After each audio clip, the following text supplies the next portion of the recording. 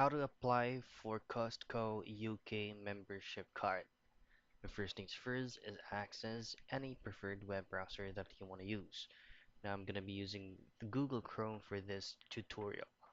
Now just head directly to your search bar and just simply type in Costco membership UK.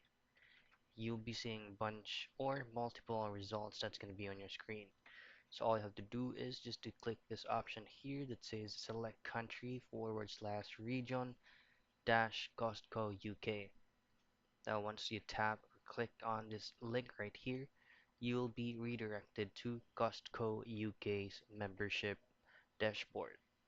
And here you'll have plenty of options that you can choose on what specific benefits that you will be getting on choosing either of these cards right here. So if you'll be using executive individual membership, these are going to be the benefits that you will get out of this card. Now, if you choose on individual membership, these are the specific benefits and features that you will get for the card. So say for example, you would like to get the executive individual membership.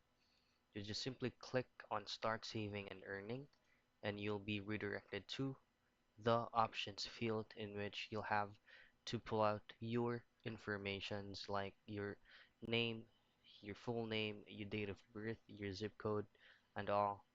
So you just have to agree on all of the terms and conditions.